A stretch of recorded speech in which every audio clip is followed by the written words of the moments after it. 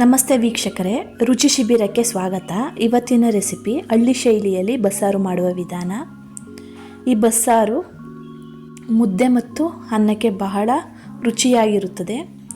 ಈ ಬಸ್ಸಾರು ಮಾಡಲು ಎಣ್ಣೆ ಸೊಪ್ಪು ಮತ್ತು ಹುರುಳಿಕಾಳನ್ನು ತೆಗೆದುಕೊಂಡಿದ್ದೇನೆ. 1 ಕಪ್ ಹುರುಳಿಕಾಳನ್ನು ಚೆನ್ನಾಗಿ ತೊಳೆದು 3 ರಿಂದ 4 ವಿಷಲ್ ಕೂಗಿಸಿಕೊಂಡು ಬೆಂದ ಕಾಳನ್ನು 2 ಸೌಟು ರುಬ್ಬಲು ಎತ್ತಿಟ್ಟುಕೊಂಡು ಅದೇ ಕುಕ್ಕರಿಗೆ ತೊಳೆದ ಸೊಪ್ಪನ್ನು ಸಹ ಹಾಕಿ ರುಚಿಗೆ ತಕ್ಕಷ್ಟು ಉಪ್ಪನ್ನು ಸೇರಿಸಿ 1 ವಿಷಲ್ ಕೂಗಿಸಿಕೊಳ್ಳಬೇಕು. ಸಾಂಬಾರಿಗೆ ರುಬ್ಬಲು ಅರ್ಧ ಕಪ್ಪು ಕಾಯಿ, 1-2 ಸೌಟು ಕಾಳು, ಸುಟ್ಟಿರುವ ಟೊಮೊಟೊ, ಸ್ವಲ್ಪ ಹುಣಸೆಹಣ್ಣು, ಸ್ವಲ್ಪ ಕೊತ್ತಂಬರಿ ಸೊಪ್ಪು, 8 ಒಣಮೆಣಸಿನಕಾಯಿ, 1 ಈರುಳ್ಳಿ, 1-2 ಗೆಂಡೆ ಬೆಳ್ಳುಳ್ಳಿ, ಅರ್ಧ ಸ್ಪೂನ್ ಜೀರಿಗೆ, 10 ಕಾಳು ಮೆಣಸು. ಈ ಈರುಳ್ಳಿ ಬೆಳ್ಳುಳ್ಳಿಯನ್ನು ಒಂದು ಕಂದು ಬಣ್ಣ ಬರುವವರೆಗೆ ಹುರಿದುಕೊಂಡು ನಂತರ ಅದೇ ಕಡಾಯಿಗೆ ಸ್ವಲ್ಪ ಮೆಣಸಿನಕಾಯಿಯನ್ನು ಹಾಕಿ ಅದನ್ನು ಸಹ ಕಂದು ಬಣ್ಣ ಬರುವವರೆಗೂ ಹುರಿದು ಮಿಕ್ಸಿ ಜಾರಿಗೆ ಈ ಎಲ್ಲ ಪದಾರ್ಥ ಹಾಕಿಕೊಂಡು ಎತ್ತಿಟ್ಟುಕೊಂಡಿರುವ ಕಾಳು, ಅರ್ಧ ಕಪ್ಪು ಕಾಯಿ ಹಾಕಿ ನುಣ್ಣಗೆ ರುಬ್ಬಿ ಕಾಳಿನ ಕಟ್ಟಿನೊಂದಿಗೆ ಬೆರೆಸಿಟ್ಟುಕೊಳ್ಳಬೇಕು.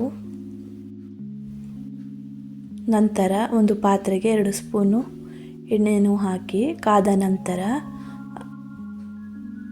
ಅರ್ಧ ಸ್ಪೂನ್ ಸಾಸಿವೆಯನ್ನು ಹಾಕಿ ಸಾಸಿವೆ ಸಿಡಿದ ನಂತರ ಸ್ವಲ್ಪ ಬೆಳ್ಳುಳ್ಳಿ, ಸ್ವಲ್ಪ ಒಣಮೆಣಸಿನಕಾಯಿ, ಸ್ವಲ್ಪ ಕರಿಬೇವು ಹಾಕಿ ಫ್ರೈ ಮಾಡಿ ಮಿಕ್ಸ್ ಮಾಡಿ ಇಟ್ಟುಕೊಂಡ ಮಿಶ್ರಣವನ್ನು ಹಾಕಿ 10 ನಿಮಿಷ ಕುದಿಸಿದರೆ ಬಸ್ಸಾರು ರೆಡಿಯಾಗುವುದು. ನಂತರ ಸೊಪ್ಪಿನ ಪಲ್ಯ ಮಾಡಲು ಒಂದು ಪಾತ್ರೆಗೆ 2 ಸ್ಪೂನ್ ಎಣ್ಣೆಯನ್ನು ಸೇರಿಸಿ ಕಾದ ನಂತರ ಅರ್ಧ ಸ್ಪೂನ್ ಸಾಸಿವೆ ಸಿಡಿದ ನಂತರ ಒಣಮೆಣಸಿನಕಾಯಿ, ಕರಿಬೇವು, 3 ಈರುಳ್ಳಿಯನ್ನು ಹಾಕಿ ಚೆನ್ನಾಗಿ ಬಾಡಿಸಿಕೊಳ್ಳಬೇಕು. ಈರುಳ್ಳಿ ಬಾಡಿದ ನಂತರ 1 ಕಪ್ಪು ಕಾಯಿಯನ್ನು ಸಹ ಇದಕ್ಕೆ ಹಾಕಿ ಹುರಿದುಕೊಳ್ಳಬೇಕು. ಈ ರೀತಿ ಕಾಯಿಯನ್ನು ಹುರಿದುಕೊಂಡರೆ ಸೊಪ್ಪಿನ ಪಲ್ಯ ಸಂಜೆಯವರೆಗೂ ಕೆಡುವುದಿಲ್ಲ.